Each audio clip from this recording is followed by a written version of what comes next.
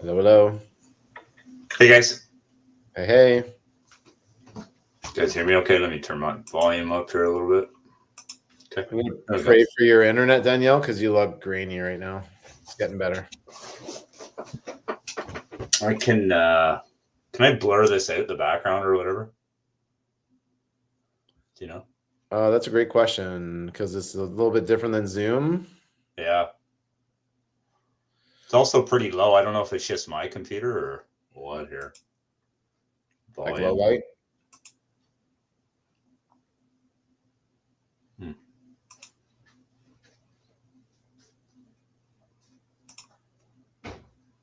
we go. There we go. Oh, awesome. So it says we're live, but does this mean that everybody's been piled in yet, or you need to unmute there, Danielle?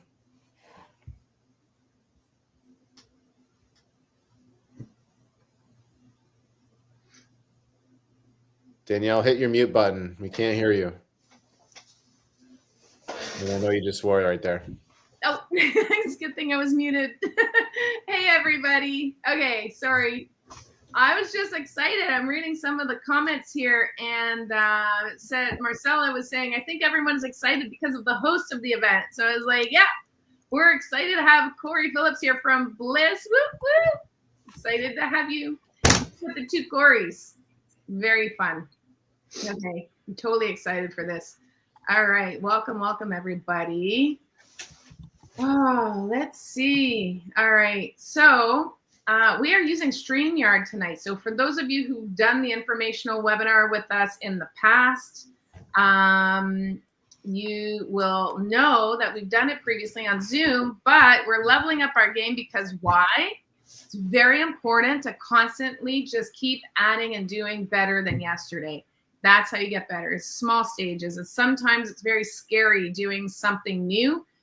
I'm not going to lie. This is a big one for me. And I was like, I'm not very tech savvy. And Corey McKinnon here has actually called me a tech tard. I think, was that you that came up with that? It was, wasn't it? So. I got it from somebody else for sure. I also wanted to say hi to a lot of people here that are maybe seeing me for the first time. This went out to a new mailing list as well. So I just wanted to say hi to everybody. Thanks for following along and getting into this network of real estate investors. It's going to be an awesome webinar tonight. That's awesome. Yep, we've got, okay, so we got some people jumping in. So St. Albert, we got St. Albert. Why don't you guys type in the chat? Let us know where you're from because we are across the country with this. And I am curious if you guys, anybody is in the States, let me know. I want to see how wide our reach is. So just type it in the chat. Let us know. Let's see, what do we got? Toronto, Kingston, whoop, whoop, Kitchener. Oh, yeah, bring it, guys. This is awesome. We're all over. Another one in Kingston, Vancouver. There we go. Looks like Troy Tremblay is from Woot Woot City. It's a small town. Saskatchewan. I love it. Man, we got Sarnia. Yeah, awesome, Trish. We got Sarnia showing up. Awesome. We got Rockwood, Brampton, Northern Saskatchewan. It's got to be a really small town if you're not even naming the town and you're just putting Northern Saskatchewan. Ask me how I know this, guys, because I'm from Northern New Brunswick. Don't ask me what little town. You'll never know it. It's Northern New Brunswick. So funny. So we got Port Stanley, Montreal, investing in the U.S. Awesome, Peter. Good job. Okay, well, thanks for interacting with us. If you haven't seen me before or the two Corys, we're going to get into that, introduce ourselves a little bit. But I like to give a whoop, whoop. So I know you guys are kind of sitting there by yourselves. But I always like to have the energy high. So I want y'all, as silly as it is, on the count of three, we're going to do a whoop, whoop. I'm going to imagine everybody that I see here. We got Nivi, Lisa, Peter, Mitch, Jace, Trish, Marshall. You guys are all here, and we're going to do a woot woot together, okay? So imagine us as a collective. Ready? On three. 3, 2, 1. Woot woot. Oh, my God. Corey, you guys need to do it with me. I did it. I just missed the hands. There it is. Okay, so Love Saskatchewan. That's a fun name. I'm gonna say that's a fun name. Okay, so Maybe we we're should gonna tell get people every started. time they do the hands up, they actually make money. So then they'll actually be doing it better. But make it rain. That's awesome. I love that. Okay, so we've got 40 plus people on. There's always people slowly trickling in. We've had over 100 people register. I think, what's the final number, Corey? You just looked at it not too long ago, like 117 or something. Yeah, so we're going to get started because if you're late, then that's too bad. You guys will get the recordings and that's okay. All right, so I'm going to see if my slides are up here. All right, so again, guys, because this is my first time with StreamYard, so I am going to see if I know what I'm doing here. Let's see. Here we go. While you're doing that, we just want to let you guys know. Oh, awesome. We were just so compelled to bring people together because we're literally at a turning point here. And even just before this webinar, we were talking to one of the biggest mix in Canada, and they just echoed our sentiment tonight. So looking forward to getting started. Mm-hmm. Yeah. So,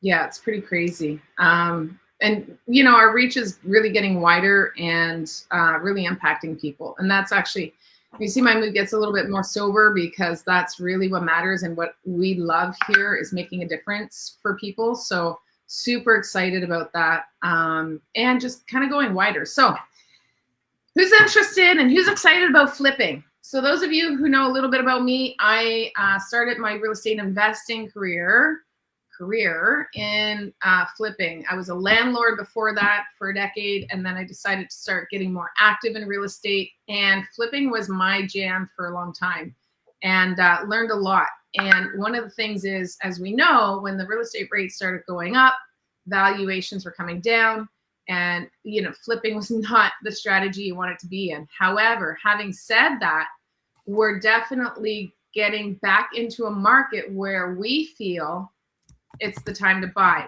And so we're going to focus tonight on the real estate market cycle, introduce that to you guys so you can understand this economic cycle a little bit better and make smarter decisions moving forward, and understand why we collectively up here on stage, the three of us, are starting to really push our people to start buying and go from there. So first thing, as always, we always want to congratulate everybody for being here, taking time out of your day. This is personal time. This is family time. This is time you could be doing something else.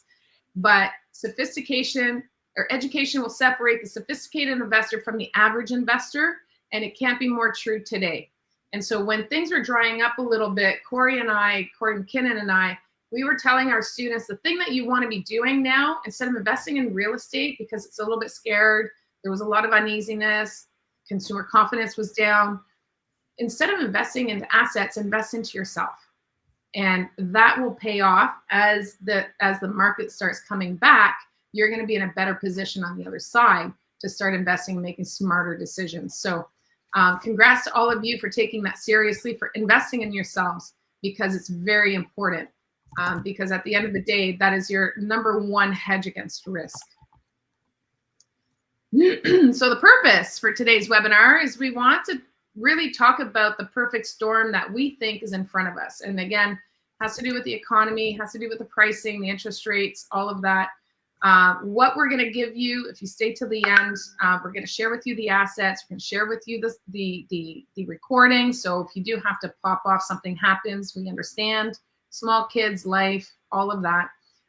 So we've got some stuff to give to you at the end. And as you can see, Corey and I are not alone. We have a second Corey on the call today.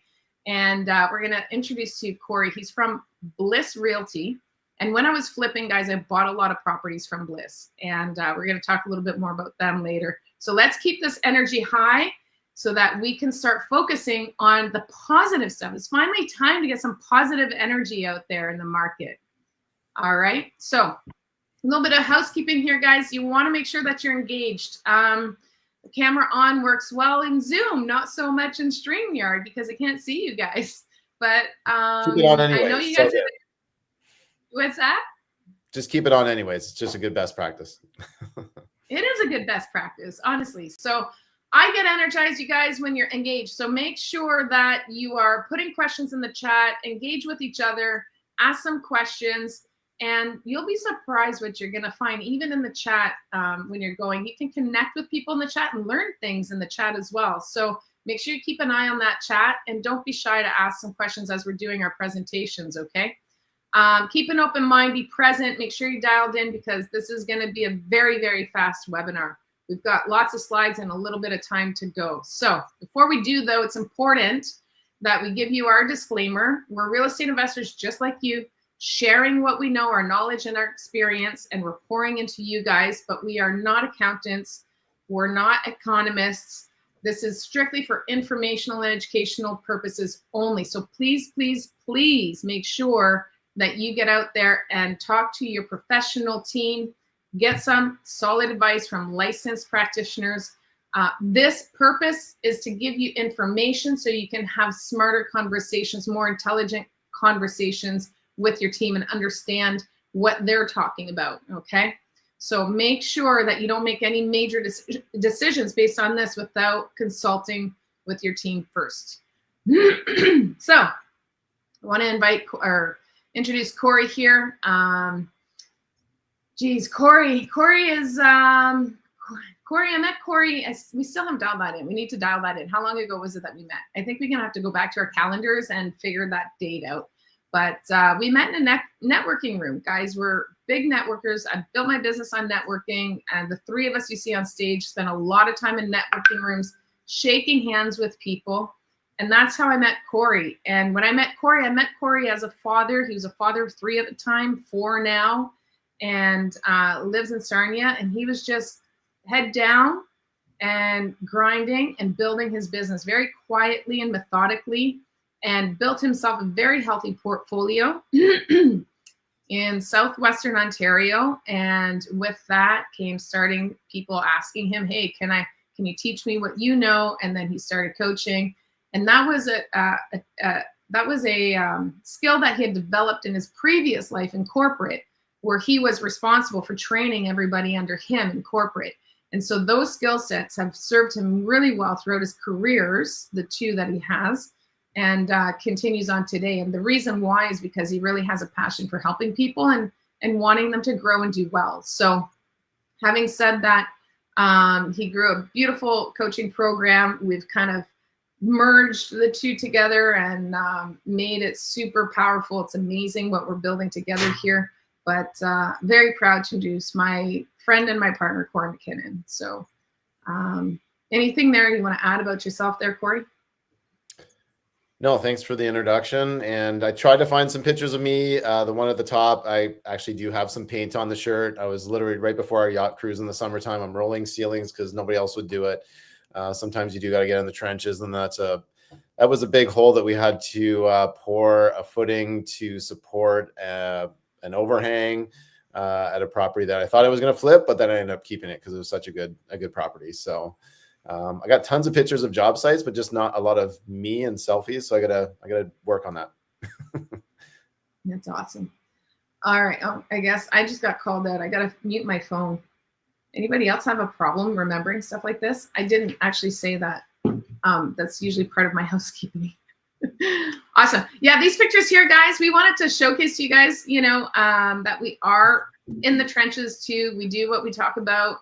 So we really just share our experiences with you. So, and I also wanted to say, James Waters put a comment in there that you picked up a flip last Thursday. So congrats to that. I love hearing and seeing people out there in the field and constantly working. Guys, the numbers, don't listen to all the media, because it's all about the numbers and whether or not it works. And so sometimes you just got to dig a little deeper to find those perfect little gems, but there's always gems out there. And we're starting to see more and more gems showing up, which is why we're here tonight to share it with you. So Corey, I'm going to leave the next slide to you because I hate this slide. It's all good. So this is my business partner here in crime, Danielle Chason. So yes, I met Danielle in a networking room. I think it's somewhere between 7 and 8 years ago. We'll figure that out some other time. But it's just great to see someone that's on the uptick as well with you, and growing and learning. Much like Danielle, I bought a property. I tried to educate myself the best I could. Did some house hacking, and it's very true. The slide in the beginning where it talks about becoming a sophisticated investor, not just a landlord. Anybody can own a piece of property, but when you spend the time like Danielle has on herself, spending a significant amount of money to go down, educate herself, literally full immersion, weekend after weekend after weekend, year after year, to the point where she is now. And she's done a lot of flipping, more flipping than I have. And that's why, I said, Danielle, you got to put some pictures of you in construction clothes here to show people that you're not always dressed up on stage with makeup, hair done, looking sharp. It's, I can remember when Danielle told me, she's like, oh, I love to get dirty, like go camping, all this other stuff. I'm like, really? Based on your stage persona, I would never have guessed that. But after, working a day at Habitat with her and just getting to know her more, totally get that. So also 2 decades of experience. There's going to be probably like 50 years of experience worth of real estate here, just on these 3 people here on the call. Definitely an expert in the field when it comes to flipping, conversions, multifamily, corporate structure, JVing. She's a wealth of knowledge. And again, when Danielle says like she will literally share and help people to the point where, she would just literally, I think you were like, on the phone till almost midnight the other night, just helping people. So we're just here to give, guys. And we want to make sure that people have the right advice and everybody's going to struggle a little bit, but you shouldn't have to struggle more than you need to. And that's why we're bringing people together from across the country today on this meeting. Awesome. All right, so here we're going to dive right in, guys. It's important to understand the economic cycle, but before you get into the economic cycle, you have to understand economics 101. And it's really just all about supply and demand. And I think everybody who's on this call should have a really decent understanding about it. But the cycles are driven based on the demand and the supply. And right now, what's happening, everybody knows, in most markets in Canada, not all of them, but most markets in Canada right now are in a buyer's market. They're in a strong buyer's market. And that's because there's more supply. A lot of people are selling than there are buyers, because buyers are constricted right now with having not access to finances. The banks aren't lending to them. Maybe their income dried up because all the rental properties with the rates going up, now their debt servicing is higher, eroded away the cash flow. And so there's just not enough buyers out there. And so that's kind of tipped the scales a little bit from what we were used to for about a decade, where we really had things in our favor as sellers, right? And so interest rates, obviously, also fluctuations in interest rates will dictate what's going on. So the quantitative easing, when you have a really open market, when the rates are low and there's a lot of money, there's a lot of capital that's available, that is the time when everybody's getting out there and wanting to buy, right? And when everybody is buying, you have a lot of competition. And then when you have a lot of competition, the rates go up, and it's really hard to do wrong in a market like that. But right now, we're kind of in quantitative tightening, coming out of that right now. So, and that is all influenced by interest rates, right? So the government, they have monetary policies that they follow. And that has a lot to do with where we're going to go, where we're headed in the economic cycle. And guys, it's really interesting. We got a graphic for you on the slides that we're going to show you what the economic cycle looks like. And we're going to put it all together. We're going to talk a little bit about the cycle here and different things about the economy so you can understand a little bit. And then we're going to show you the cycle so we can put it all together. And what I want for you guys is to start thinking ahead, where we're at now and where we're going, and whether or not your goals, your strategy, your money, what your plan is, does that align with where we're going? Will it continue to work in that market? So a lot of people that were flipping going into 2022 were not prepared. There were signs that interest rates were going to start going up, but nobody, people were talking about inflation. I mean, that was happening all through COVID. They were printing money, and then we knew that it was going to come, But nobody was really heeding to that because they didn't really understand what that meant and how that quantitative tightening was really going to restrict everything. And so a lot of people that were flipping got hurt through 2022 into 2023. It's just not a good strategy in that part of the cycle. So we're going to show that to you. I'm really excited about that. And then, of course, what happens in that quantitative tightening cycle, consumer confidence is down. When consumer confidence is down, people are retracting. They're not buying, right? As opposed to in a quantitative easing, what happens is people are happy, they feel good, there's access to capital, prices are going up, and so there's a lot of confidence and there's more buyers, right? So when you're flipping, you're like, no problem, and be able to offload that, no problem. So, and then of course, you know, the central banks, again, they have their interest rate fiscal policies, but again, of course, when they're playing with the rates a little bit, because they have to do that, that impacts the cycle. So once you put this all together, it starts making a little bit more sense. And then you can start seeing things and where they're going. So you can start making decisions based on economic decisions, not just based on the numbers of the property, if that makes sense. Corey, did you want to add anything here? And Corey Phillips too, like if you want to jump in at any time, guys, to add to all of this, please do. I'm good. I'm going to bring the fire here on the next few slides. Awesome. I'm with you. I'll save my good stuff till mine, but I'll jump in if I do have anything, right? But great so far. Awesome. Okay. So, and why is it important? Why is it important to understand the economic cycle? Because if there's a lack of understanding, you're going to have higher risk, guys. It's as simple as that. If you don't understand where you're going, if you're not paying attention to where you're going, you're just going to have higher risk. So, super important to know where you're going. And can you imagine if the people that understood where the market was going and maybe pivoted a little sooner, if they were better prepared, maybe they would have saved themselves from a lot of pain. And I think that is the part that was missing a little bit. Now, in everybody's defense, this was the first time in history that the rates had gone up so high so fast. It had never happened. It was unprecedented. Caught a lot of people off guard, myself included, guys. But when we're better prepared and we see the writing on the wall, then maybe we can, you know, maybe the pain would be a little bit less. And some people didn't survive through this kind of turn in the economy. Some people didn't. And that's just the reality of it. I'm not going to sugarcoat that. Some people didn't make it. And we want to be able to better prepare everyone for this. So it's really important to me, okay? A lot of investors have not been through a full cycle. So it's really hard to understand something if you've never kind of gone through it, right? So now that we've been through the cycle, there's no excuses. And I remember going through this in 2008, and there was a lot of people who lost money in 2008. And it was the same thing. I mean, the market was a buzz, it went high, and then all of a sudden, you know, 2008 happened, people got wiped out, some people never came back, but the smart ones did, because if you've done it before, you can do it again. You'll do it faster, quicker, and smarter.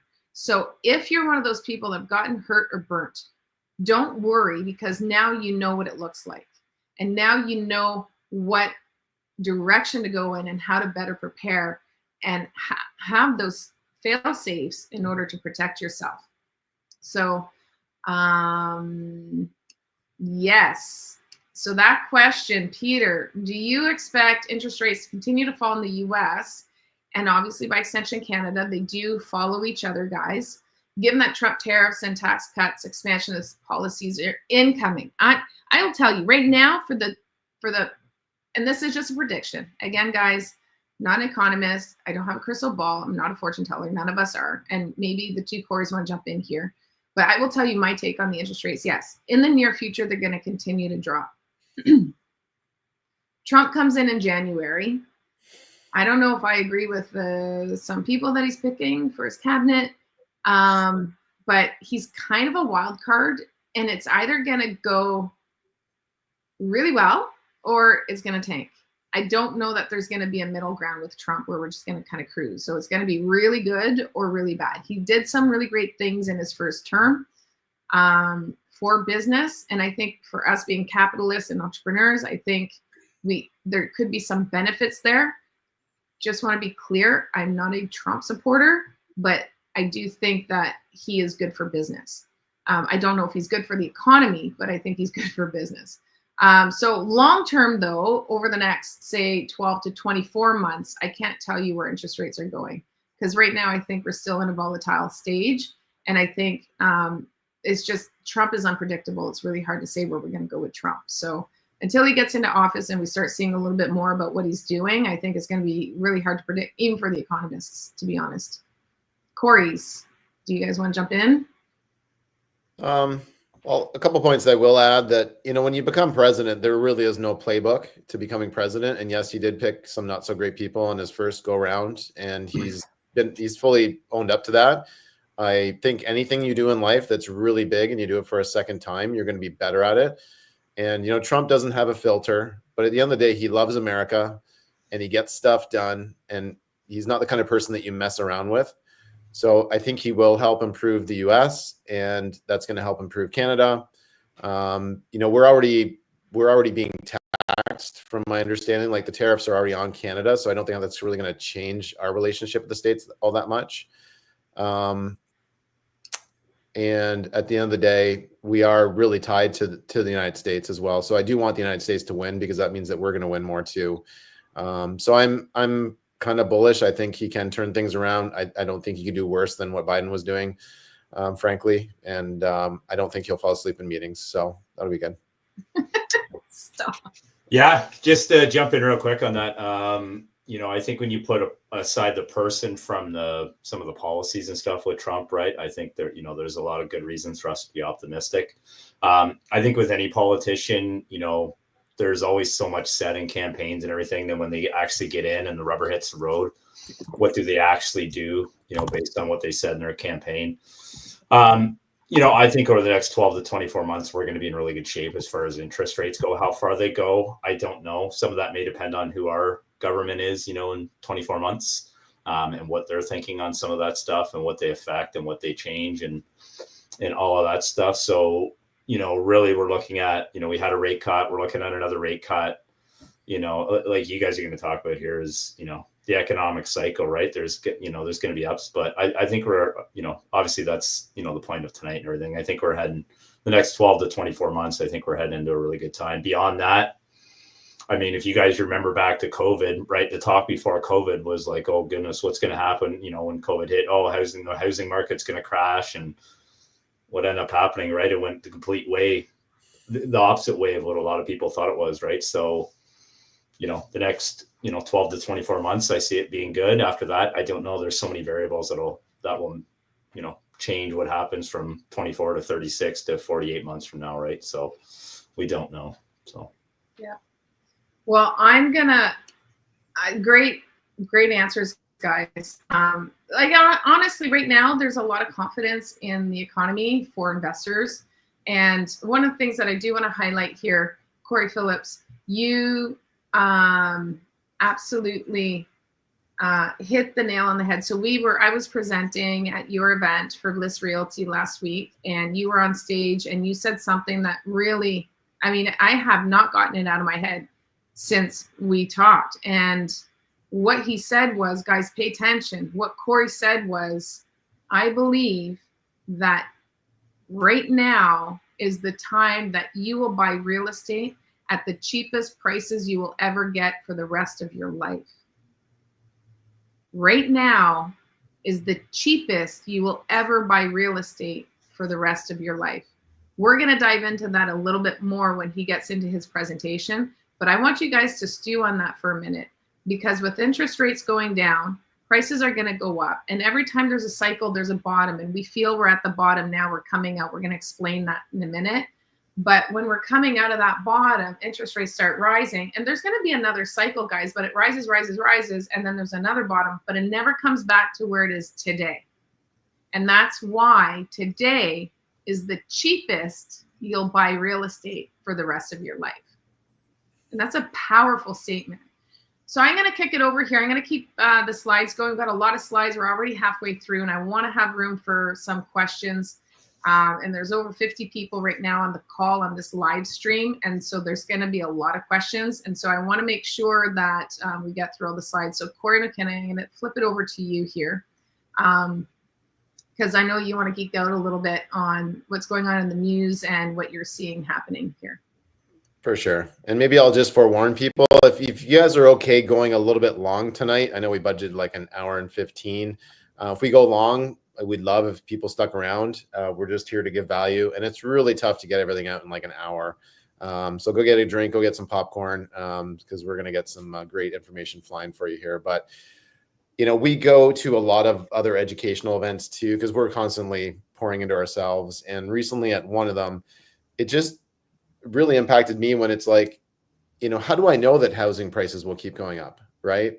And the presenters at the front of the room just said, look, if you look at one of the main things that are happening in most economies around the world is their countries are printing a lot of money, like printing more than ever before. I think one of the stats was like literally in the last 4 years, they printed more money in North America than they had, you know, before up to that point, right? So if you think about what that's going to do to hard assets and why we've had some of this inflation, I mean, it's bound to happen. And if they continue to keep printing money in the future, which if you look at one of the main ways that our government actually grows the GDP or the gross domestic product every single year, it's by actually printing money, which, you know, puts more debt into the system. People can use that debt to actually grow their businesses and get a little bit of a return, right? So, you know, we haven't been tied to silver or gold for a long time. So now this is just one of the ways that we, within a fiat system, that we continue to grow our economy. So if you go to the next slide there, Danielle, it just goes to show, you know, if you think that, you know, United States is printing more money than we are, no, we've actually printed more money than they have. And I was also surprised to see that. It's like, okay, wow. Again, can't wait for maybe a change of the guard, you know, next year. But in the meantime, you know, this is what we're left with here. And, you know, another reason why you want to get into assets, because if you have them now, they're going to be worth more later. And if you just have money in the bank, it is literally going to be worth less next year as opposed to more. So if anything, buy assets, even if it's just like you're buying steel or you're buying rolls of aluminum. I mean, housing is what we're here to talk about tonight, but buy some hard assets that are going to go up over time. So important. As well, one of our speakers, when we were running monthly events, we did like, what was it, 13 events last year. We did a lot of events. I could pretend like I was Trump. They were fantastic. They were great. They were amazing. But we brought people together. I think there was over, 800 people that came into our rooms last year. And Daniel Foch was one of our speakers. He did a whole talk on some of his predictions, over time. And something that really landed with me is that Canada is going to become a lot more like Europe. Not as densely populated, obviously. We would have to have, hundreds of millions of more people in Canada even compare to Europe. But the price of our housing and the size of our housing is going to start to shrink. The price is going to continue to rise because it is hard to produce houses in Canada. There's a lot of red tape. That's not going to get fixed tomorrow, no matter who our leader is. It's hard to unwind these things. And we're so far behind. We need millions and millions of, it used to be 1.5 million houses. And I've heard stats of more like 3 to 4 million houses that we're behind on. Right. So there's a long way to catch up. And what's going to end up happen is that we're not going to catch up. We're going to stay similar to where we are. We're going to continue our housing starts and everything else. But we're going to be more like Europe, where owning real estate is going to become more of a privilege, not just your right anymore. And there's going to be a lot more generational living in houses, a lot more co-living in houses. And, I talked to a friend of mine. She went and got her PhD in Switzerland like 15 years ago. She was so happy she could actually get a rental because so many people were just generational renters in Switzerland, right? Like literally parents would hand down the rental. If they didn't own real estate, they'd be handing the rental down to the next person in the family to keep it going, right? Because you're just so lucky to get into a good property in a good part of town. So, our average homes are shrinking, price per square foot is increasing. There's something to be said that, owning big houses and cheap houses in Canada is a thing of the past. For sure. And if you think that United States is a lot cheaper than we are, that one graph actually shows that when you actually factor in the currency, we're not, that much cheaper than the United States. Like we're actually a lot closer than you think. And these are just some of the reasons, right? In summary, still very bullish on immigration. CMHC is now supporting home buyers. It's not just your, when I was first getting into real estate, there's very few programs that would actually support, home buyers. I think I could tap into, what was it, $20,000 from my RSPs or something like that, for first-time home buyers. Now there's a lot more programs for first-time home buyers. Our population is still going to be going up. Very strong housing demand, good prices, interest rates coming down. There is a barrier to entry to build new units. And then with the change of the guard, which is going to hopefully help our tax rates, capital gains, they may seem high, but they used to be like that anyways. Landlord rights would be nice to get some changes on, and maybe even some red tape. But it still makes sense to invest in Canada. I know a lot of people are flocking to the United States or different countries, but if you can't make money in Canada, if you don't have the skills to go and make money on the buy and see the highest and best use of a property, and how can I improve it? How can I lift it? How can I treat it like a business and make it worth more? Then you won't be able to make money anywhere you go in the world to do real estate investing. Okay. So you need to really work on your skills. And now is a great time. It's a beautiful time to do that, because whenever we have these interest rate drops, we're typically about 6 months behind them actually kicking in to the market. So interest rates are coming down. Now's a great time to level up your skills so you can actually get ready for this next wave, this super cycle of inflation and house prices going up.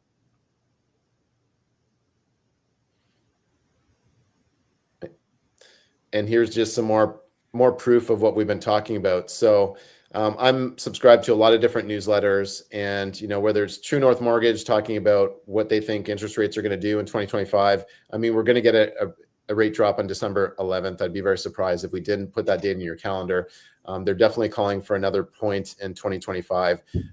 I don't think interest rates are going to go back down to where they were, but they are going to be lower than they were right now. And when I first got into real estate investing 20 years ago, I mean, my first mortgage was at, I think rates were around 5.5%, 6%. So make sure that you can make money at 4 or 5%, and then you'll be okay, right? Here's actually a blurb from an email from someone else who spoke on our stage last year, Dwayne Roy, and he's just saying for the past 16 years, every single change the government made it actually tougher to qualify for a mortgage. Now they're actually knocking down the barriers. This is CMHC and some of the programs they have right now, which I think is awesome. And I think they're going to continue to iterate and just help people more and more and more, especially when it comes to getting into houses that are going to be like mortgage helpers. That's really where I see the trends going here too. And if I can just jump in there real quick. So CMHC, guys, it's a government-backed corporation, and you get a lot of government intervention. So what happens is when things are really tight and they need to stimulate the economy and mobilize people and get people out there, then you start seeing things where they're relaxing on CMHC. They're putting out programs out there that are now open more for developers and more attractive to developers to attract them to come in. But then when things get really, really busy, and they need to tighten down, then they scale all of that back. What makes that beautiful for us, it is honestly a struggle and a pain because we're constantly having to pivot, but that makes us better at what we do and better equipped to do this moving forward. And if you really want to build a legacy and you want to give a gift to your children, 3 that I have, I want to teach them everything that I've learned and all the struggles that I had so that they can understand what to do so that they're in a better position moving forward. So instead of complaining about all of the government interventions, accept it when they're good and take advantage of those opportunities and appreciate the challenges, because it's actually honing you in and making you a better investor. A lot of investors have dropped off. Warren Buffett said, when the tide goes out, we find out who's swimming naked. And so there's a bunch of people swimming naked and running for the hills. And some of us are just making sure that we survive so that we come out on the other side. And we're going to be that much further ahead than everybody coming back in. So, it's all in your mindset and how you look at that. But I think it's just really important as entrepreneurs, and it doesn't matter if you're real estate or just in business, that you have an open mind and be open to pivoting. You need to be fluid in your business to be able to adapt to anything that you don't have control over. And there's a lot that you don't have control over. So just kind of a side note there, guys. I just wanted to throw that out there. Love it. So as well as predictions for 2025. I mean, I don't have a crystal ball, although I bought one at Walmart right here. It doesn't always work, but it was the best $13 I ever invested in. But you guys got to look at the smart people out there. There's people that are a lot smarter than us that write these reports, and very surprised if real estate doesn't go up. I mean, it's not going to all of a sudden skyrocket up, but I do believe we're going to start to climb back up again. And we found the bottom of the market. It does take a while to find the bottom of the market. I do believe we found the bottom, and they wouldn't start to drop interest rates if that wasn't the case. So they're predicting for a 5% increase here next year. And in certain markets, I wouldn't be surprised if it was a little bit higher. It really depends on how suppressed that market has been and what some of the other factors are that are happening in that market. That's why you really want to become the expert and the authority in your markets that you invest in, so you really know what's happening. I believe this would be probably Toronto stats, because that's typically where they end up doing their forecast for. So, and there we go. The lines are going up. We've had a bit of a drop, but they're starting to go up and to the right. So that's very good to see. I'm actually excited. I've been banking up some gunpowder here to get back in the market. And, while everybody else is sitting on the market, there's a lot of people that are sitting on the market. They want a perfect turnkey property to go and invest in, and you can find them still. But for people that aren't afraid to get their hands dirty a little bit and roll up their sleeves, there are some big discounts out there that you can have. This is what people wanted during COVID. They're like, yeah, get me a property. I'll work on it, whatever. People have changed their tune a little bit right now, and they want a little bit more turnkey. So whether you want that or you don't want that, there's huge opportunities out there right now. I would go on the MLS, maybe in the last 6 to 12 months, I couldn't really find very much. There's deals all over the place right now, and lenders are willing to lend. Their risk appetite is increasing again. And again, that's why we want to bring people together here, gang, because the smartest people get in the room and they see what they need to do at least 6 months out. And like Corey's going to talk about later, there's an opportunity in front of you here that we're probably never going to see again. All right. Corey, you ready? I'm so ready for this. Okay, so guys, it's really important that you understand the economic cycle. So this is a graphic that we've created so that people can visually see and understand what the economic cycle looks like. So there's 4 phases in the economic cycle. And the phase that I feel we're going into now is the recovery phase, okay? And that's when we start coming back up. And that's where we start. Now, slow and steady. When you hit a recession or close to a recession, because that's debatable whether we were there or not, but when you're in that low and you're coming out of that, typically the recovery is a little bit slower than if it was some sort of government regulation intervention, that sort of thing, okay?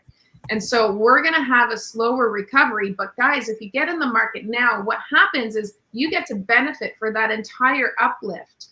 Whereas a lot of people are waiting, and they wait until, they feel comfortable. And it's like, okay, yeah, you know what? I see the prices are rising, so I'm going to jump in. Maybe they jump in about halfway up into expansion. Well, they lost a lot of that gain that they could have gotten. And so when you get into expansion, that's when you start seeing a lot of building and housing starts, and builders are going out there. Like right now, builders have retracted. A lot of smaller builders have just disappeared. But then the expansion goes, but then everybody wants to jump on that train. And then when everybody wants to jump on that train, guess what happens? Now you have hyper supply. Now you have more supply than is needed in the market. And then that's when you have the recession. So you want to make sure that you know exactly which ones, what they mean, what kind of market it means for the real estate. Is it a buyer's market, a seller's market? And what your strategy, how that fits into that. Does it make sense to be in that strategy in that phase of the cycle? So it's really important that, excuse me, guys, I think I'm too excited. It's really important that you understand that, okay? So let's look at each of these phases and see what they mean. So the recovery phase really is when the economy found the bottom. It's when real estate prices have kind of bottomed out. And now we feel, and again, full disclosure, we don't have a crystal ball here. Corey said it, sometimes it works, sometimes it doesn't. When you're at the bottom, could prices still dip a little bit and then come back? For sure. Like, some people take things very literally, and I just want to premise it with this. We feel like it's going to kind of maybe go up and down and a little bit sideways, but it's going to start having a trajectory upwards, especially when we're anticipating interest rates to start going down. So that's going to help. And by the way, guys, what happens when interest rates start going down? All the investors that were hurting a little bit and that didn't qualify because their debt service ratios were off and that sort of thing, well, now they have less debt servicing, they have more cash flow. Now they're going to be able to tap into money. Now they're going into the market. They're now your competitors, right? And so that's going to happen. And then when you start having more of that, now you're going to have more buyers and prices go up. So this is how the recovery phase kind of works. Right now, there's going to be a lot of inventory out there because the prices have dropped. People have, and honestly, we've seen with our students, we've seen a lot of people try to hang on, and now they're like hanging on by their fingernails. And some people are ready to just let it go and take a loss. And people were trying to avoid that, and now it's really hurting them. So we're seeing some power sales going up. And that those stats are increasing a little bit. So actually, and it was Daniel Foch that had said this too, right, Corey, where he didn't feel that we were going to hit the bottom until we hit despair. So there was a lot of pain in the market for the last couple of years, and now we're starting to really see that despair. But that's starting to come around now with the interest rates moving. So obviously, demand is low. Because people can't afford to get out there, they can't have access to cash, or they're holding their cash, right? And so eventually we just find the bottom, and then now we start getting some more positive energy coming into it. So here's where we get to the expansion phase. Now your consumer confidence is going to start going up. You're going to have excess housing that's going to be absorbed by the new demand because of the access to capital. Because when the interest rates drop, there's more cash in the economy, right? Properties are now getting flipped. This is what we're telling people. Now's the time to get out there and flip properties. And by the way, here's one thing that I learned through the, oh, sorry, I didn't flip the thing. Here's what happens something that I learned through the cycle that we just went through is that when you are in the two phases of the economy where people feel really good. So hyper expansion and hyper supply. So the second and third phase, right? When you're peaking, people feel like they have body armor on and nothing can hurt them and they can make money no matter what. There's a lot of confidence and overconfidence, really. And so they'll go out there and they'll take on the worst of the worst properties because they just feel like they can handle them. And people will buy them. But then when you go into the phases of hyper supply starts moving into a recession, well, now consumer confidence is down, and that really shakes people up. And then they don't want to buy those properties because they're viewed as high risk, and they don't want to take on that risk. And so those properties don't move. The properties that I was selling through the last couple of years when I was offloading my portfolio, the ones that I sold like that and I did well on were the ones that were turnkey.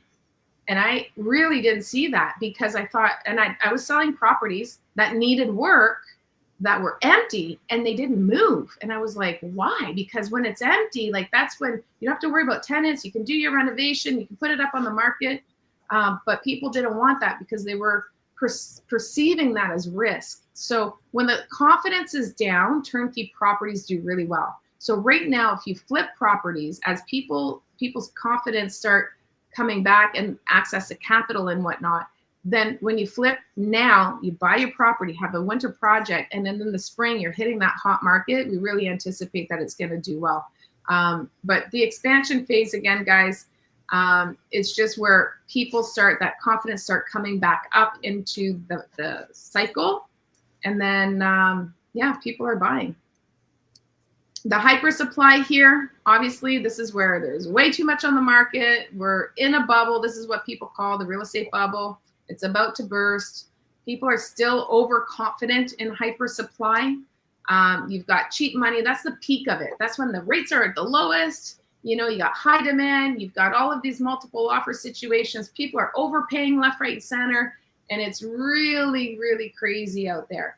And I don't understand why everybody is running to buy when you know it's at the peak of the price. But you know what? You just saw your friend who bought a property and over the last 12 months made double-digit returns on their property, and then you feel like you missed the train, you get FOMO and you start buying. Guys, that's not when you want to be buying. You want to be buying now so that you can take advantage of that upswing, okay?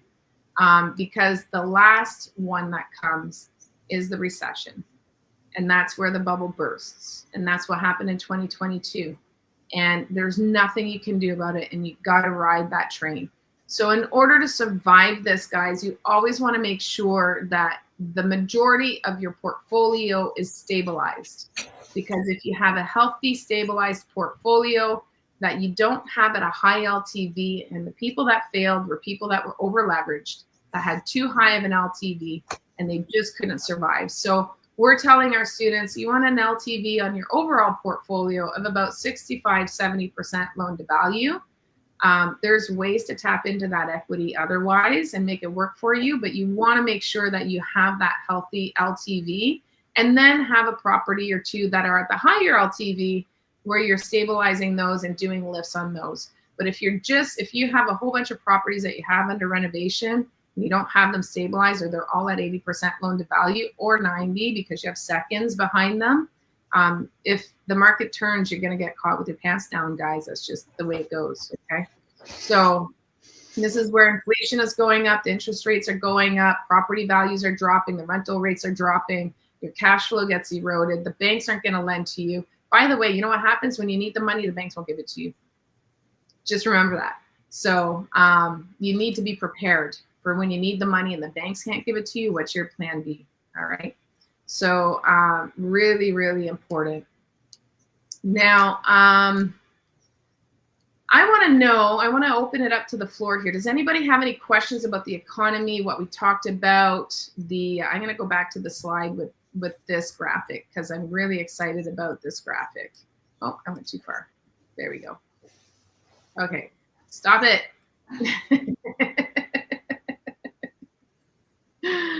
Okay, there we go. And I was going to say, we didn't stress here today, gang, to be social today. And if you want to take a screenshot of one slide in the presentation, there's going to be a lot. Corey's got some great slides here too. Take a picture of this slide, share it to your network. Let them know that we are in the recovery phase. This is when you want to get in, okay? So it's important. Tag us, follow Corey, Danielle, Corey Phelps. Again, it's more people need to know about this for sure. Yeah. So Hashim, you're asking, does anyone fund, I'm going to put this here, does anyone fund 90% loan to value? Yes, there's always people out there to fund at a higher loan to value, and that's going to be at a higher rate, guys. And can you absorb that higher rate? Are you able to carry that, right? And what's your plan if you can't refi out? Here's what I'm going to tell you. If you're going to be born, I don't want to sidetrack here because we're running out of time, and I want to give Corey lots of time here for his slides. Because he's going to actually give you guys live examples of exercises that he's working on, things that he's doing, and what it's looking like today, right now in the market. And this is very powerful stuff. So don't go anywhere. But what I will tell you is that when you're doing high interest loans, it has to be short term. Have a plan A and a plan B and C in case your plan A doesn't work out. Because those high interest loans are not viable and sustainable long term. They are meant to get you through a gap, whether it's through your renovations or through whatever it is that you need to get. Maybe it's a bridge loan, but it has to be short term, and you have to have a plan out, okay? And there are still people out there that'll lend at a higher LTV. There is. Okay?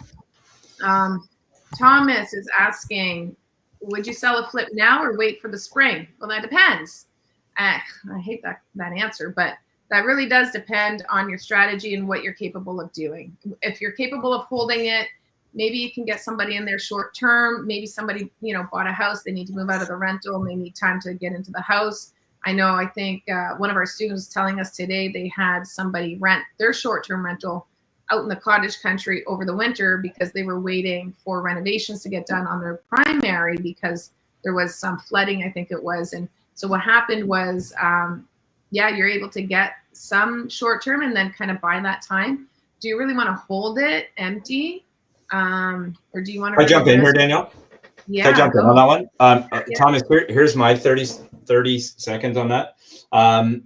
I think if you have really good comparables on the property that you're ready to sell right now, and you're confident in getting a number that you're happy with, why hold it to the spring? Because if you can sell it now, ideally, you get a quick closing date and you can get on to your next flip, right? So the difference between you holding it between now and selling it maybe in February, March with a closing date of April, May, June, did you miss out on another flip or another 2 flips in that time, only to maybe make what, 5 grand, 10 grand, depending on where you are, potentially more, or maybe another comparables come in that's not favorable. So I think if you see a good comparables that sell a good story on as to why you want the number that you're looking for in order for that to be ideally profitable, then personally, I think now that's just my thoughts. I don't know what Danielle, sorry to cut you off there. I just That's okay. jump in with that. So I was getting to that, and what you're talking about, I'm glad you brought that up. It's the velocity of money, guys. The velocity of money. Anybody look it up, geek out on that stuff, okay? The velocity of money from an investor's perspective. Because if you're not moving your money, you're losing money, okay? And what I was going to tell you, there's a lot of different ways that you could hold out. However, there's risk in that. So even if you put somebody in there as short-term rental, what if they don't leave? Are you going to be able to sell that with tenants in there that have to be grandfathered by whoever's buying that property? What if the rates don't go the way we're anticipating, right? What if there isn't that flood of buyers? My coaches had taught me, take the money that you know is guaranteed, and then you can reinvest that. You always have control that way. So don't speculate. Now, again, what Corey said, if it's a number that makes sense to you, and maybe, and sometimes, yes, guys, it makes sense to take a loss to move on so that you can start making up those losses. Because if you hang, and this is what happened with a lot of people in 2022, prices were going down. They're like, oh, I'm going to hang on until it turns around because I think it's going to turn around in 6 to 8 months. And it didn't. And guess what? They've lost the ability to sell, buy something low, and then turn that around and reinvest it, right? So again, it comes back to that. It depends on your situation, what you're capable of doing, and what your intention is with the money that you sell, right? So, yeah, I think, because I think we've got, I think that's it for the question. So I'm good time here to talk about Corey Phillips. I like what Corey said there. I like Corey said, make your decisions based on data, right? Don't make them based on emotion. Don't make them based on one person's opinion. I mean, triangulate this in the best you can from multiple different sources, and you'll know if it makes sense to sell now or sell later. I was in the same situation. I was going to offload one of my lower cost properties, and the demand just isn't there right now. In that price point, we feel it's going to be there in the spring. So I found a renter for 6 months. I'm like, awesome. Let's go pay the mortgage down a little bit. Let's go get some rent, and then we're going to sell it in the spring. Yep. So it depends on the situation, guys, right? Everybody's situation is different. All right, Corey McKinnon, why don't you introduce our friend here, Corey Phillips? For sure, everybody. We appreciate you guys sticking on here. We've got a lot of extra value to drop here, and we're not here to sell. We're here to just offer a lot of value, but we do have an offer for people that do stick around to the end, and it's going to be worth your while. Trust me. My business partner here doesn't like to give discounts on things very often, and she has a special discount for everybody here tonight. So definitely worth sticking around for. But it's already discounted, Corey. Like, we're offering it at. I know, but even more. So it's like going to somewhere that has a sale, and then they just give you like another sale. It's amazing. But I'm so blessed to know Corey. I've gotten to know Corey just through different events, different real estate investors. We've gotten to golf together before, and blessed to have him in my phone, in my Rolodex as a friend. And if you ever have to go to battle, man, you want people like Corey in your corner for sure. And again, the statement of what we buy in the next 6 months, there's not a very big window here, guys. Take some action right now and figure out how you can do this. How could you go buy real estate at what could be the lowest price point you'll ever see in your life? And think back to when I was a kid, right? We're not getting the prices from the 80s again, the 90s again, the early 2000s again. Like, it's going up, right? And we have these little blips in the market, which is what we've seen in the last couple of years. And yes, it's been painful, but man, it's not going to go back down. It's not going to crash. There's no way. So, Corey's going to share some of his recent deals. I highly encourage you to get on his wholesaling list. They are the biggest wholesaling company in Canada. And we both either bought properties from Corey or referred a lot of people their way. and they've done very well. So a little bit more about Corey here on the next slide. Their company has literally wholesaled or transacted themselves 1,000 deals or over 1,000 deals in the last 6 years. Very savvy leaders in the space. And Corey is very highly skilled when it comes to everything wholesaling. They've got a big company, a big team of what they're doing. And they're one of those wholesalers that we would like highly recommend, right? It's wholesaling is the lowest entry level to get in, but the highest skill required to do it really well. And we really do feel that Bliss Realty does a great job at it. Can't say that about every wholesaler, but you do have to start somewhere. And, you know, definitely enjoys hockey, golf, traveling, family, friends. And we really, really thank him for taking some time out of his life to pour into the real estate community tonight. So thanks again, Corey. Awesome. Thanks for having me, guys. Yeah, we don't do a lot of, you know, we host our own events here and there. We don't jump on too many people's, but when high level people like Corey and Danielle ask you to be on, it's absolutely, it's a quick yes for us, right? So happy to help out. I'm going to go into a few things today. I hope you guys take a little bit out of it. We're going to talk a little bit about buying the next 6 months, going to tell you what we've done.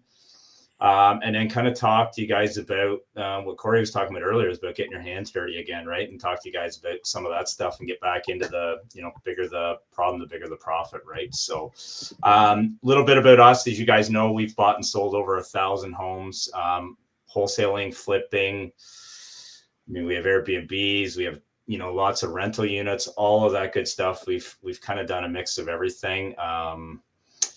This is our companies. If you guys are wondering who we are, you would have seen us around some of our advertisements. So we're Cash House Buyer in around the GTA. We're BC House Buyer out in BC. We're Ottawa House Buyer. We're also Montreal House Buyer. We do a number of things in Montreal. And then on our wholesaling side, you guys would know us as Off Market Bliss. That's where you would be buying deals. If you're not on our list, by all means, go there, get you on our list, and you can get seeing our deals. So. Perfect. So everybody always asks us, what have you guys been doing? So for those of you who don't know, about 5 years, market's good. 95% of what we do is wholesaling. 5% is on the flip side. Where we decide to do the flips is, if you understand wholesaling, we'll take a quick 30,000 on a wholesale over a long-term 50, 60. That's how we set up our business. When you're running a business, you think about, a long time ago, we saw Jeff Hoffman speak. He owns booking.com, Priceline. And he got talking about really understanding what your gold medal, you know, product or service is. And for us, it's wholesaling, right? So we tried to stick to that. That's how we built our company. All of our people, all of the jobs. However, when the market kind of started going south, investors started drying up. We went, you know, oh crap, what are we going to do? Are we just going to, you know, close the business until a couple of years from now, when ideally the market picks up? Or are we going to pivot our business and start taking down some of these flips? Because even in a downward market, you can still make money if you're smart with your buys, right? And what you decide to flip and what level of flipping you do. So if you understand us, when we do a lot of our flips, we rarely ever get into a full house gut. We do a lot of, you know, flooring, you know, once in a while, you know, sometimes we'll do a kitchen if it really needs to, but we're flooring, paint, you know, try to pretty it up a little bit and get it back out in the market quick, especially when the market is heading in a downward, or it's just kind of, it's hit the bottom. We try to be quick about it because money is a lot more expensive. So in the last 6 months, especially, we've been doing, it's about 50-50. There's still investors buying, but not at the same rate, obviously, as when things are going well. We started a realtor project. We're really excited about that. We did a bunch of reorganizing on our team. As you can imagine, a number of people that had roles that were more dedicated towards wholesaling. You know, we had a lot of really good people on our team. We wanted to make sure we kept them because we knew that, you know, the good times would happen again. However, you know, some people on our team learned some new skills, learned a lot more about flipping than the wholesaling. But for us, really, really important to keep our good people. So we've just been kind of hanging on like a lot of people here over the last little while, and we're really excited where things are heading. And I'll talk a little bit about more of that. And then we switched our dispo over to Tammy, who's done a wonderful job. And for us, she's been in BC, and then she's moving into covering all of our markets along with Crystal on her team. So, yeah. So here's why we're here, to talk about this in the next 6 months. I love how Danielle talked about when I said this would be the cheapest that you ever buy real estate again. And I meant that, right? So anything I tell you guys here, it's not meant to be a sales pitch. It's meant to be more education. Yes, we are wholesalers. Yes, we sell deals, but we like to make sure that people do well, because it means you're going to buy more from us, right? So I'm not going to tell you guys information to buy this, do this, only for you guys to lose money and never buy from us again, because that's not good for anybody, right? So I think prices obviously will never be this low for a number of reasons. Reasons why I think you really want to buy now. There's so much less competition.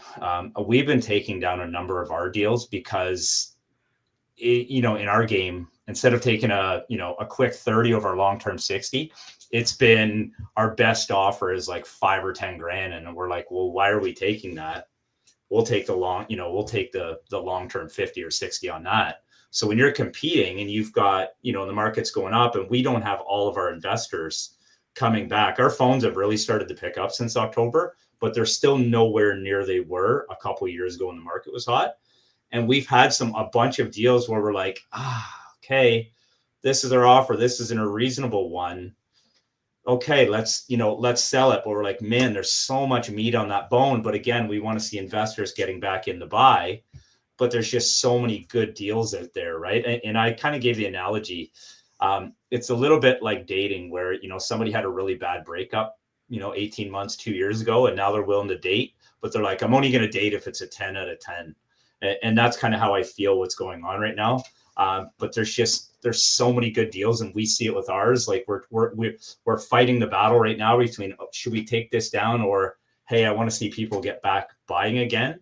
And we're really seeing it, right? So we have the benefit in our business, because of the scale of what we do and the amount of investors that we work with. We see things kind of 3 months in advance. So when the market 2 years ago, started to drop, we saw that like 3 months before, because our phone stopped ringing, right? Same with what we're seeing going on right now. It was funny. I was talking to Tammy, and the day after in October that the interest rates dropped, all of a sudden, I think Tammy said she had 15 phone calls that morning where it's, hi, Tammy, just so you know, my name is, Bob Smith, and I've got money. I'm ready to buy again. Right. And it was literally the day after her phone blew up. But it's still going to take time for those people to actually jump in, because again, a lot of people got hurt right when the market dropped. I'm talking about in the hyper supply cycle, where they were just they kept thinking that we were just in this never ending trajectory of housing prices increasing, and they got hurt. So they're still waiting to get in, but they're still not everybody's in there. So you're going to be competing much less, right? And then they're expecting another large rate cut next month, right? So obviously anything you buy today, or you buy from a wholesaler, you're looking to buy, it's probably not closing until January or February. And therefore, by the time you get your hands on it, you're heading into that spring market where ideally prices have gone up, maybe not even prices, but time on the market, right? Because we don't talk about that enough, where it's, yes, we want the prices to go up, but we also want to see you put it on the market and you can quickly sell that, or you might have a few offers. Therefore, you might be able to dictate a little bit more, a quicker close. Therefore, especially with private money, you can get out of that flip a lot quicker and save yourself a bunch of money. So there's lots of reasons why it's exciting. So really excited about the 6 months. Again, definitely buying. So I'm going to switch gears a little bit and talk about this. So I gave this presentation out in BC, because when we're out in BC, so many people, and I see it so much in Ontario, and it's going to really, as we get into it again, I'm going to see so many missed opportunities for people because they're afraid to get their hands dirty, and they're afraid that a property just looks like, oh no, there's so much work here. When you really get into a number of properties, it's this exact phrase, and I'm sure you guys have all heard it, right? But the bigger the problem, the bigger the profit. And we love it. Like, I can tell you, when our acquisition reps go and see a house and it's rough, right? They're professional collectors, or, animal hair everywhere, right? I was recently in a house where they had 5 pigs, right? 5 full grown pigs with like 8 ferrets. And yes, I didn't sit. I made the statement. I'm like, it was a long drive here. I think I'm going to stand the entire time, right? I think it was about a 15-minute drive, right? But I took a look at that. I didn't go, oh, gross, I don't want this house. I went, this looks like something we're excited about here, right? Because I knew so many other people were going to walk in and go, no, thank you, and turn around and get out of there, where I went, I can do stuff with this, right? This is where the money is. The stuff when it's pretty and it's easy, lots of people want that stuff. It's much harder to make money from that, right? You can still obviously make money. It's just, I'm gonna talk to you guys a little bit. So some of the problems that you see are tenants. Tenants is a big one now. Our phone calls, to give you an idea, we get somewhere between 300 to 400 calls on a weekly basis of people looking to sell. When the market's hot, we're in the 500 to 800 range, and we are seeing more and more people, especially people that are carrying 2 properties. We're seeing more and more where they had tenant issues, and they're looking to sell because of obviously with interest rates, they weren't able to afford that and have a tenant that wasn't paying. So we're seeing a lot of the tenant stuff right now. And again, for us, we're like, okay, big problem. Very exciting for us, right? Hoarding, professional collector, same idea. Mold, water damage, dirty, gross, whatever you want to call that. And construction issues. So whenever we see any of this, we get really, really excited. And again, you can see me, I'm rubbing my hands because I always get excited when I think about, going into the house and I see this. I'm like, oh, yep, we can deal this, right? And the beautiful part in our business is when you go into a seller's home and they know it, right? They live there. They see this. They see, you can see the anxiety in their face, whatever the issue is. And I'm there and I feel good because it's I'm going to solve their anxiety and their problem. And B, I'm excited because I know this is going to go well for us.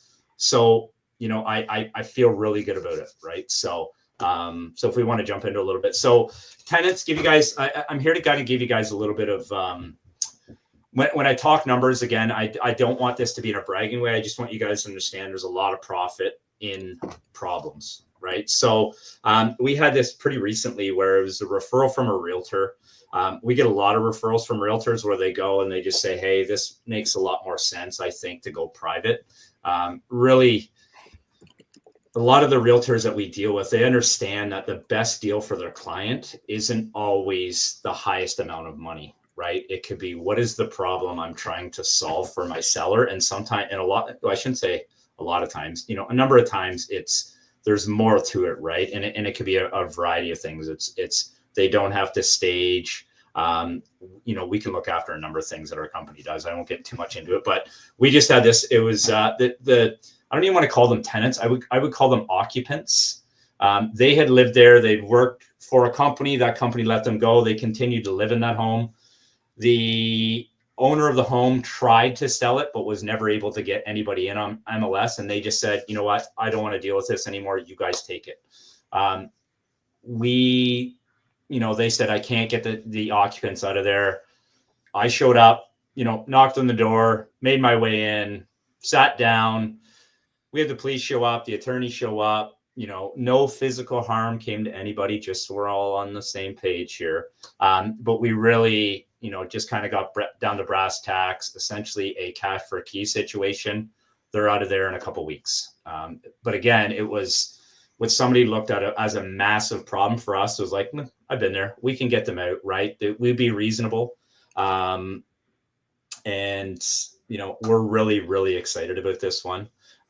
Because there's good money to be had on this, and we have a lot of tenant situations right now where people are like, the statement we get is, I just want them and the house gone. And we go, sounds fantastic to us, right? I will deal with your problem. And a lot of times we do a lot of cash for key stuff. We had one where I don't have it as an example on here, but it was a mother and daughter lived out in Alberta. The son was living in this house in Kitchener or Waterloo.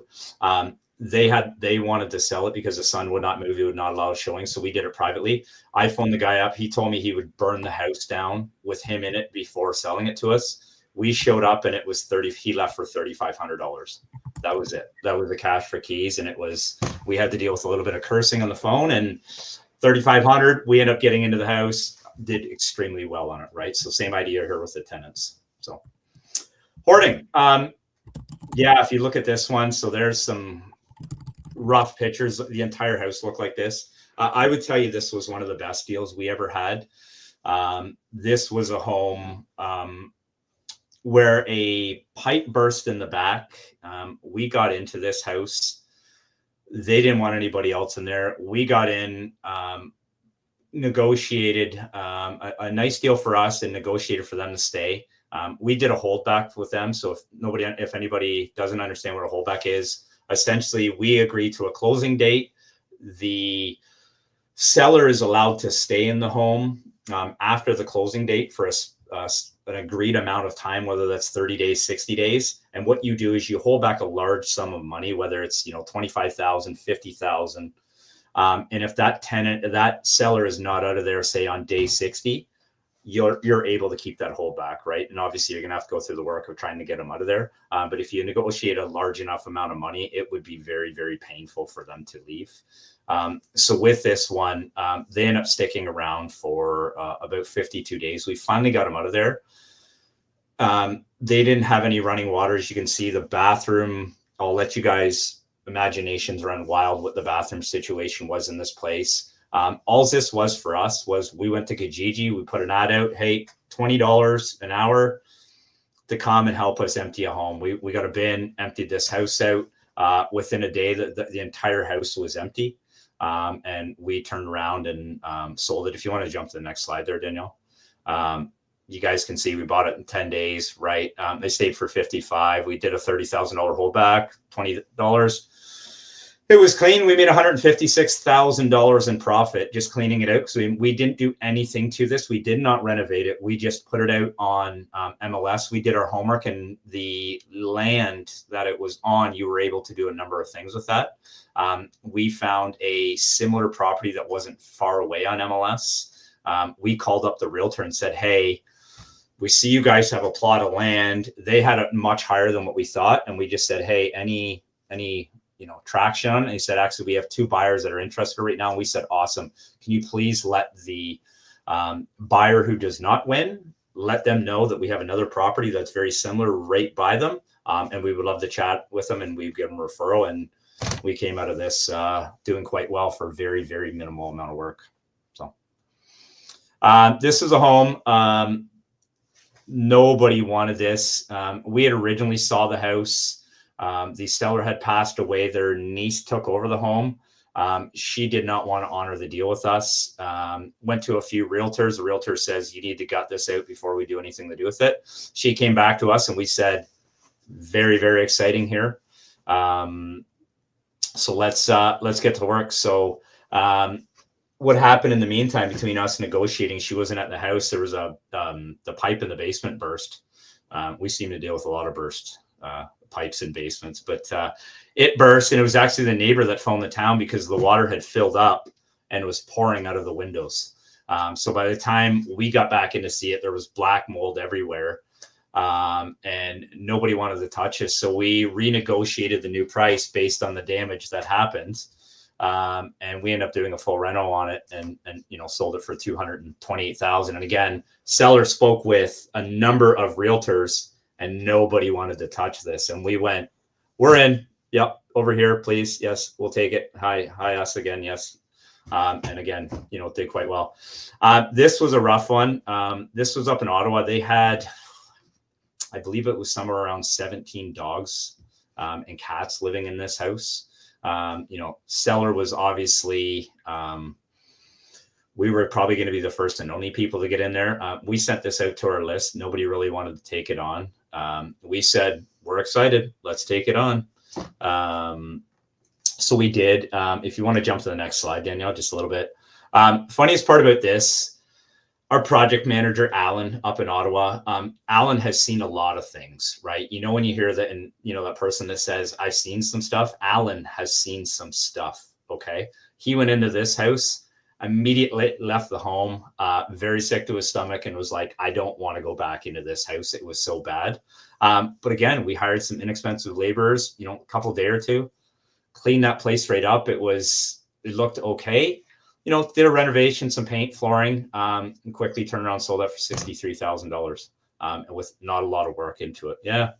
So again, we were excited by it. We were grossed out by it, but we were also very excited by it. So, and then construction. So if you guys can see this, it takes a little bit of explaining, but the far picture on the left, that was the picture from the driveway. The whole side of the house had caved in, as you guys can see in number 2. The number 1 and number 2, that's the same blue tarp. Seller called us, was like, hey, my house is about to fall into the ground. Can you come, look at it? We came there, said, hey, here's what we're thinking. We negotiated, which I don't necessarily recommend to everybody except for your first time, is to do the renovation while the seller lived in there. What we wanted to stop was between the time we agreed to purchase it and the time we were going to close on it, we wanted to make sure the house didn't fall down. So while the seller was living there, we obviously rebuilt the side of the home. I believe it cost us about $21,000 to do. We closed on it in 55 days and we sold it for a $68,000 profit. And we literally did nothing to the inside of the house. We just did the renovation on the side, right? So what I'm trying to get across to everybody here, right, is when you come across a home and you see that there's, a problem in it, there is always a solution. There is always going to be somebody that does it, that fixes that problem. And there's good chance if somebody's come along to fix that, what seems like a big problem, somebody's going to make a lot of money off that, right? So it might as well be you, right? So when you're looking at that, if you see something come out on our list, another wholesaler's list, something on MLS, something that people are shying away from, just do your homework on it and figure out what you think the cost could be on that. And again, if it's labor stuff, there's lots of places you can find inexpensive labor to help out, with cleaning and a number of things, right? A lot of the time, the problem is not near as daunting as what it seems to be, right? So yeah. So I hope you guys got a little bit of something out of that, just to see, a couple of things. It's buy. I can't say it to you enough, guys. Whether it's in the next 6 months here, whether it's from us, somebody else, like, obviously make smart decisions about what you're going to buy, but you're in a good position over the next 6 months that chances are something you buy, unless you absolutely destroy it, it should be worth more if you did nothing with it today than what it's going to be, 6 months from now, a year from now, 2 years from now, and so on and so forth. So, yeah. So people were lighting up in the chat, Corey. Sorry, I was trying to watch that and trying to talk at the same time, and I can't multitask. So I didn't want to give you guys the blank stare while I was mid-sentence. So yeah, it's definitely a skill that we struggle with doing this. We try to catch all the questions here. Like Alexandra said, smart strategy, going to the house next door that was a similar house and telling them, hey, whoever doesn't win on this property, let us know. We've got a property for them. Like, who would have thought of that, guys, right? It's okay to take on something that's a little bit bigger, but just make sure you do your due diligence and make sure the numbers will work for you, right? And then stretch yourself a little bit. You can take on, if you've done some renovations, then stretch yourself, maybe take on a little bit more, see beyond that. And actually, I bought a house from Bliss that was, all I did is I moved the front door to the back door and changed the driveway. And then I made $80K on it. And, that was, I don't know if you remember that one. It was the one in Limehouse. And, but the location was great. But when you moved, it didn't feel right when you got there, because the front door was actually the back door of the house and you had to walk all the way around the house. And all I did is I put in the front driveway and made it flow better. And then all of a sudden people could see the potential. So yeah, so it's pretty crazy how you can turn some profits when you're a little bit creative and see past what's in front of you. Yep. What Corey McKinnon calls a highest and best use. We've always heard that, right? So guys, look, we're going long. We're 9:24. So we're going to wrap up our slides here. We do have a few things that we want to offer you guys. So stay on. It's going to be very, very quick. I promise you. Okay. I hope you guys, Jace, you learned a lot today. Thank you so much. You're very, very welcome. I'm so glad that some of you guys are getting some stuff from this webinar. That's what it's for. It's for you guys to learn, grow, network, connect, and just pick up some tips. Invest in yourselves. Okay, guys? So what are we going to do right now? We're going to buy. Of course, we're going to run the numbers, do it smartly, of course, do your homework, do your diligence, do not cut corners, okay? And make sure you're making money on the buy. That is your first hedge against risk. So make sure you make money on the buy, all right? And if you have to get an appraiser to confirm that, right? Know your numbers, run the numbers, have somebody else look at the numbers to double check and make sure you're in the right ballpark, okay? And if you can have repeatable systems, that actually reduces your risk for mistakes. So if you have a checklist, that is a system, a checklist of all the things you need to do in order to confirm what you're doing, and all your due diligence. I have a due diligence checklist, guys, and you should have one too, okay? All right, so here's a special offer for all the webinar attendees. We talked about this a little bit at the beginning. We do have our Find, Fund, and Flip Masterclass. It is the next masterclass in our masterclass series. It is a 2-day event, jam-packed with information. 12 hours of learning. What we do with these masterclass series, we walk you through the process of flipping. And it is a long process. I've broken it down into 5 different wheelhouses that you need to learn. And we teach you that. And then on top of that, we bring in experts that will go deep on very specific niche topics when it is related to flipping. And you're not going to want to miss this, guys. Flipping is coming back. And if you want disposable income, if you want to increase your income and your cash, available cash, maybe you need to do that and build your reserves so that you can buy your next BRRRR property.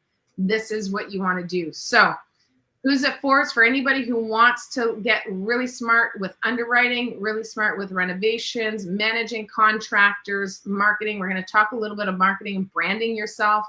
And yeah, disposition. And maybe, guys, if you want a BRRRR, if you're in a position where you have a high income and you'll qualify for those A-lender mortgages and you want to hold on to it, then this is also for you, because the only difference between a BRRRR and a flip is you sell or you hold, but the process is the same.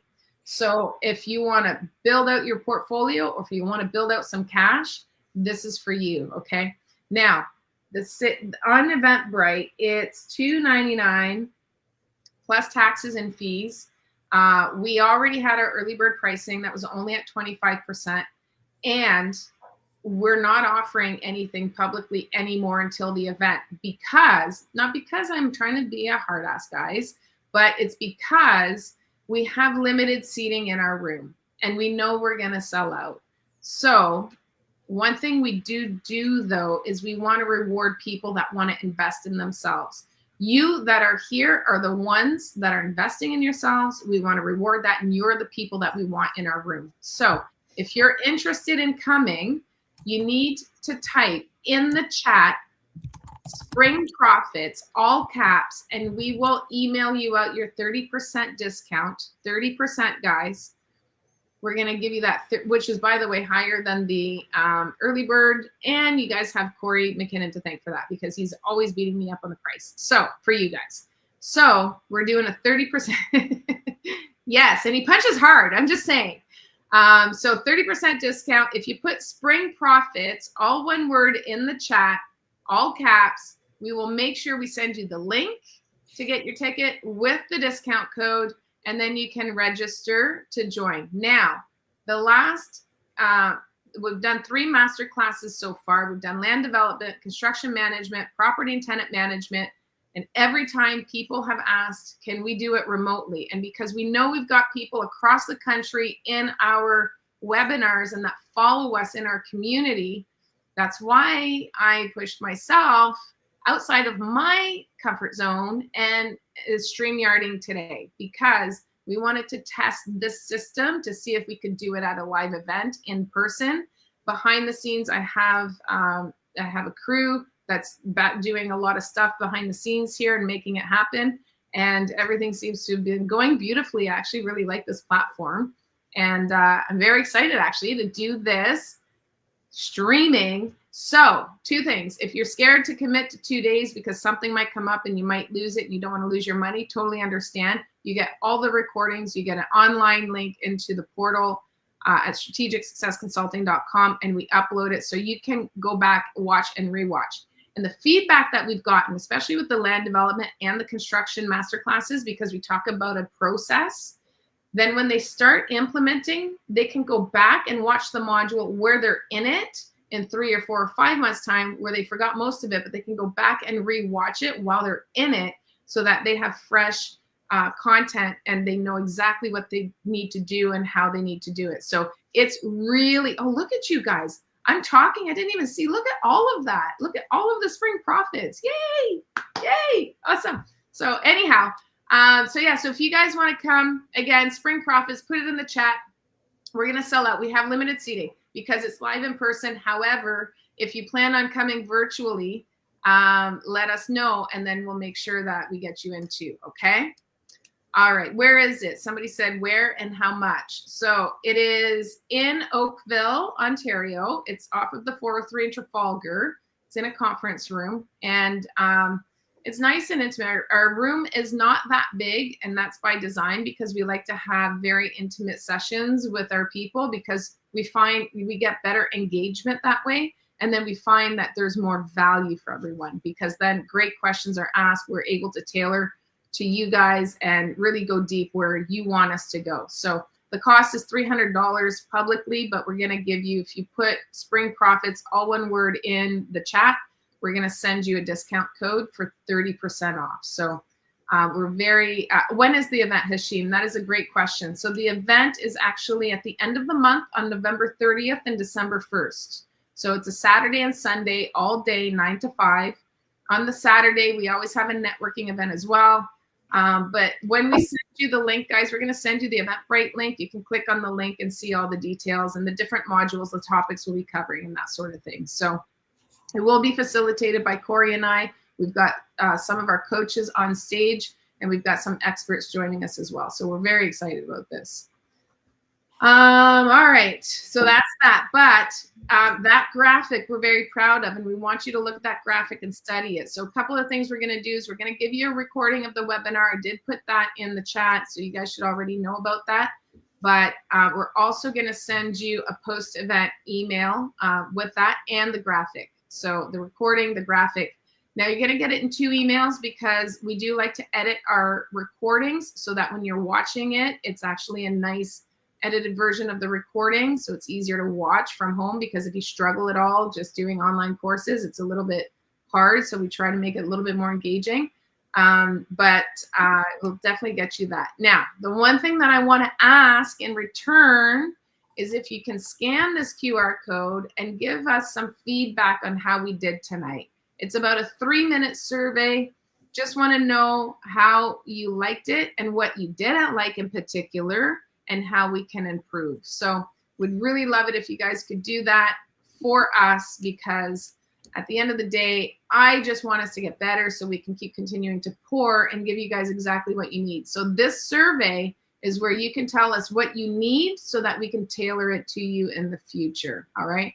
So some of you, I didn't even think about that. Okay. So to the team, we're going to put the link to the survey actually in the post-event email, please, because some people might be on their devices and can't scan the QR code. I didn't even think of that. So maybe, I don't know if somebody can share the link to the survey. We can put it in the chat. But we're at 9:30. Don't want to keep you guys too long. I do want to give you guys, if you're okay to hang on here, both Corys, for a few more minutes. Are you open to a couple of questions? We can do a quick Q&A. Would that be cool? Okay, so we'll take like 2, maybe 3 questions, guys. Not too many. Does anybody have any last questions that they want to share, with or ask us while you have us? I'm going to do a countdown. 5, 4, 3, 2, 1. Oh, here we go. Taxes on flips, 2 minutes or less. Okay, I'm going to throw this to you, Corey Phillips. No, don't throw it to me. Don't throw it to me. I don't handle the financing stuff on that. That's the Luke area, right? Yeah. So. Okay, so all right, 2 minutes or less. Gosh, that's not a 2 minutes or less question. Yeah, no. So what's the taxes on flips? I'm gonna tell you guys. Oh, and by the way, guys, so here's a question. And Mike, that's a great question. I'm gonna actually put here too. Here's the link to the survey. Okay. So if you guys could go in and check out the survey as well, you can click the link. It is in the chat for those of you. But here's what I tell you about taxes. You really have to talk to your accountant. What's the most important thing is that you deal with an investor-friendly accountant who knows how to deal with flips, and not everybody can do that. And the biggest mistake is that people think all accountants are created equal. They are not. You need to have an accountant or an accounting firm that is able to process creative things and not transactional deals. So if it's just a buy and sell of property, that's easy for them to process. Any accountant could do that. But when you have flips, it sits on your books for a while as an asset. There might be capital gains on it, depending on what you're doing, depending on how long we have it. And it's really important that you document everything that you're doing in case you get audited. So the rules have changed since I stopped flipping. But as a rule of thumb, if you do the flip quick enough, it is taxed as active income, not capital gains. But it is a gray area. You can stretch it one way or the other. What strategy is best for you is a conversation you need to have with your accountant. My advice is always do things on the up and up, guys. Okay? Always do things on the up and up. If you get audited and they find that you're not doing your taxes the way you're supposed to, and you don't cross your T's and dot your I's, you're going to get flagged. Number one, there's missed opportunity. All of a sudden, the velocity of money is not happening anymore. You want to know why? Because you're not flipping. You're not looking for the next deal. You're not investing anymore because you're going to be so entrenched into giving them what they need and searching for documents and paperwork, trying to pull up old emails, no. The amount of effort and bandwidth that comes into getting audited, if you're not well prepared, and if they find something amiss, they're going to dig deeper, and it gets harder and harder, and it could literally take months.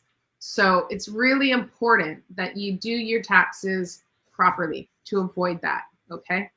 And maybe you could save a little money if you try to slide under the radar, but you will lose that money tenfold, if not more, if you get audited and they find something. You're going to miss all of the gains that you did by trying to, skirt the system. You'll lose and then some, okay? And honestly, if nothing else, it's not good for your mental health. It's not good for your just your drive and motivation.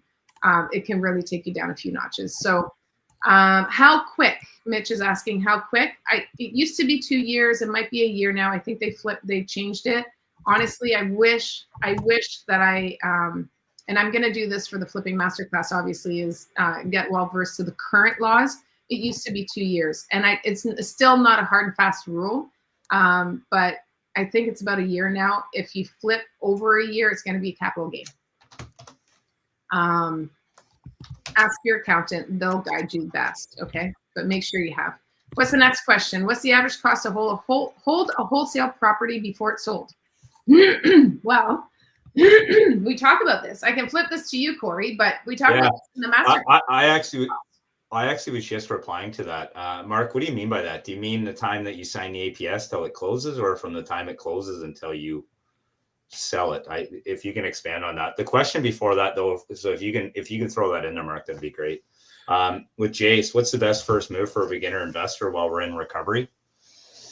I'm slightly biased. I would tell you, make sure you buy an off-market property, because there's a chance, when Danielle's talking about that, there's money in the buy. When you're buying off-market, there's a chance that there's going to be a good amount of equity in that home if you make a smart decision. And again, there's a lot of really great deals out there. So if it's from us or somebody else, that's a good start. A couple other little tidbits that I know Danielle and Corey and I share. If your first one, make sure it's within a 30-minute drive from your house. I said that at our meetup last week, and then Danielle said the exact same thing in her slide right after, right? And Danielle can tell you why. It's painful if you're not hers. Not just holding costs, but gas costs and time costs and time and time. Yeah. And make sure you know when you're going to buy that property. Make sure you really know what you're going to do with it, what the plan is. especially your first time around. Just don't go, oh, it seems like a good deal, I'll just do it.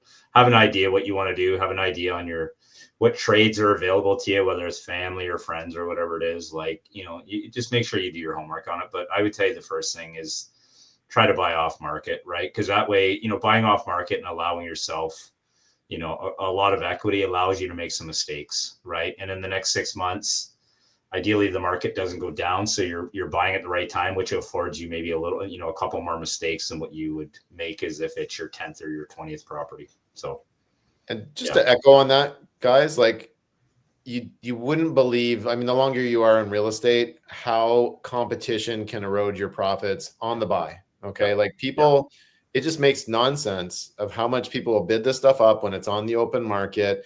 And we'll actually be teaching you a little bit how to kind of do some wholesaling to yourself, because this is how you're going to find some of the best deals, is by working with wholesalers, or maybe learning some of the skills that they do too.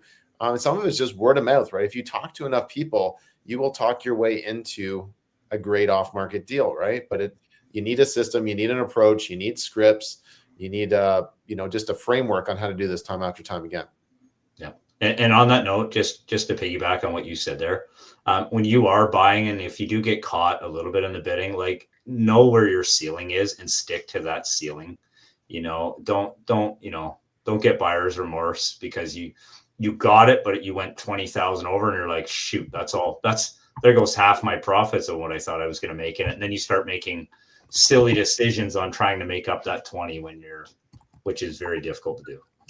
So, it really is. And about Mark's question, I'm just going to go back to that, and then we've got one last one. But honestly, Mark, here's what I can tell you. And he did answer your question there, Corey, until it's sold. So when you're doing a flip or a wholesale, if you're wholesaling, you're holding that property from close to close. It's not from the time you get it until you find a buyer. And it's not like whether it's a wholesale buyer or whether it's an end user buyer after a flip, you have to hold it from close to close.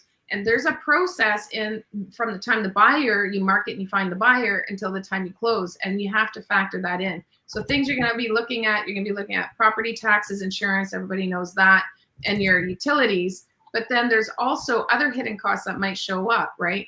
And so you really have to be aware of all of these things. And we have a deal analyzer that we share. We share that at the webinar, at the masterclass. And those are just all line items you want to have so you don't forget. Again, coming back to those systems and processes, you need to have those systems and processes to make sure that you don't have to rely on your brain every single time. You just have it there, it's on paper, and you just plug in the numbers, right? And you don't forget about doing something, putting something there. So here's our last question. I've heard Oshawa's a bit strict. Oh, by the way, Mitch. Was it Mark? It was Mark. So Mark, when you're doing the hold to hold, factor in what your holding cost is for a month, and always give yourself, add some contingency to that in case you miss something. And then however long you think you're going to hold it, add some time contingency too. Okay. And that's how you just run your numbers conservative so that you have that buffer. All right. So this is the last question, guys. Steve says, I've heard Oshawa's a bit strict on legal basement renovation. I'm trying to balance between the time and return on investment for my flips. What's your opinion on legalizing basements in your flips? You're asking the wrong girl, man, because I'm all over that. That's what I did for a long time. You can really improve the value of your property by increasing density, by adding extra units.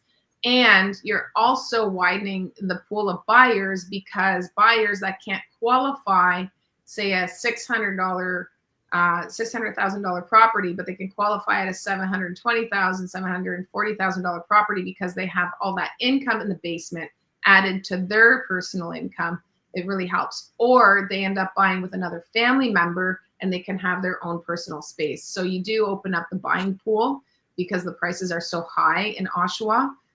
So that is a really great strategy. And what I would encourage you, and then I'll throw it to the boys here for a quick 30-second answer. But what I would encourage you, we can now do triplexes without commercial development fees in all markets in Ontario. So if you're going to do if you're going to do 2, can you do 3? Because you will exponentially increase the value of your property if you can do a triplex. So I'm pro that. I think everybody should be doing that. It is absolutely not only serving us as investors and making us profitable so we can keep doing this, but we're actually serving our communities by adding density, adding units in, not density, but units into these municipalities that are really, really needing the supply right now. So it's actually serving the community. And I don't know, I kind of feel like that's the higher purpose of what we do. So which Corey's going first? I can jump in. I agree with you 100%, Danielle, on that. The only thing that I would say slightly contradictory, I don't even say contradictory to that, but one of the things you can do is, especially in a place like Oshawa, look at your comps, right? And take a look at your comps and say, hey, well, this one sold, it's got a, it's got a basement suite in it, right? That the in-laws could stay in, but it's not legal and they got X for this. Versus this one down the road also has a legal basement apartment, and try to figure from there what you want to do. And then go, okay, what's my level of effort? And my time is money, and hold more time to renovate and all that is money. What is that difference? So if I hold on to this and I legalize it, hey, I can make an extra 20 grand, 30 grand, or is it 5 grand based on the comps, right? So it gets into a little bit, especially when you're in a larger place where there's a lot more comps available. You'll have a better chance of maybe finding the two and seeing what the difference is between the two of them, and then figuring out from there what is it that you want to do, right? Do you want to get right out of it and get into your next flip because this project has now become boring to make a legal basement apartment, or are you excited about it, right? Or do you have another opportunity? I think there's a few variables in there to kind of answer that question. So I hope I didn't lead you down the wrong one there, but yeah.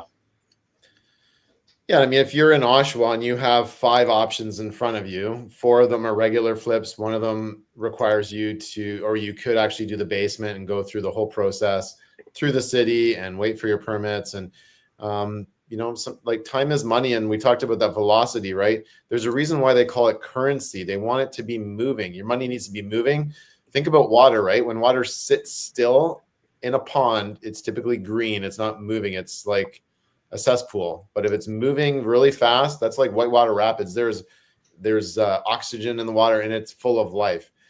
So you got to make sure it's worth your while. And if it's maybe not in Oshawa, but you really want to do a conversion, go to a city where they are a little bit more friendly and they have, things more together at City Hall at the municipal level, that you won't have all those issues having that same experience. So, yeah.